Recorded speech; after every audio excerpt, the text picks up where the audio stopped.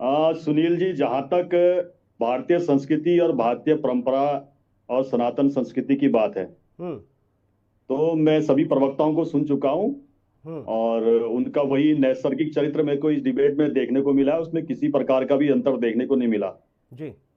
जहां तक सुनील, मैं बताना चाहता हूं कि जब मुगल और अंग्रेज थे, तब भारत की संस्कृति और भारत का सनातन उनके लिए आंख का कांटा होता था। हम्म। आज वही परजीवी कांग्रेस है, वो उनके लिए, आप देखते होंगे कि तमाम वो ऐसे उन्होंने संशोधन भी किए, तमाम वो उन्होंने कार्य भी किए जो जनता के सामने हैं, वो किसी से छुपे हुए नहीं है। जी। और मुझे कहने में भी कोई हर्ज नहीं है, क्योंकि वो सार्वजनिक रूप से सार्वजनिक पटल पे है।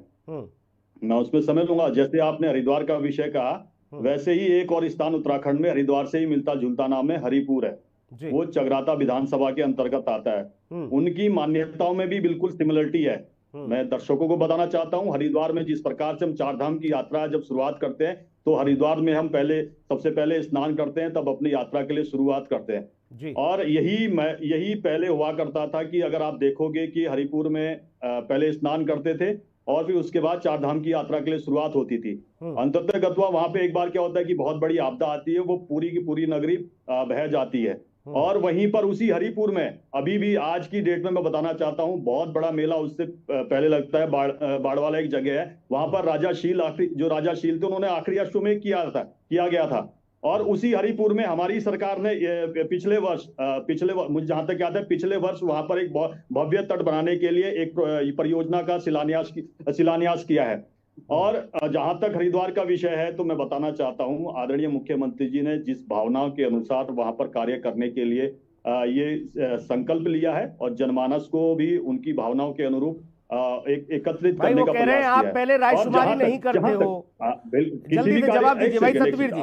वो कह रहे हैं कि आप लोग पहले जनता से रायशुमारी नहीं करते हो, जब घिराव होता है, विरोध होता है, तब आप यू टर्न लेते हो। मैं आपको बताता हूँ थोड़ा सा, जैसे इसलिए बताना चाहता हूँ, जहां तक आदरणीय मुख्यमंत्री ने काशी कॉरिडोर की बात करी है, तो मैं आपको बताना भी चाहता हूं, आपकी खास करके दर्शकों को बताना चाहता हूं। जल्दी से बताइए भाई साहब। 13 दिसंबर 2021 से 13 दिसंबर 2024 तक 19 करोड़ 12 लाख 83,005 लोगों ने दर्शन किए वहां पर। और ये 3 वर्ष का कालखंड जो होता है, वो शैव परंपरा में और महादेव की पूजा में बहुत महत्वपूर्ण होता है। और मैं आपको भी बताना चाहता हूं, ये आंकड़े आर्टिफिशियल इंटेलिजेंस के जो कैमरे लगे वहां पर लिए गए। इससे भी महत्वपूर्ण क्या है सुनील जी, लोगों ने दर्शन किए, इससे ये तो है ही, 139 भाई जिन्होंने दर्शन किए वो ठीक है, में दर्शन किए, जो लोग आए दर्शन करने।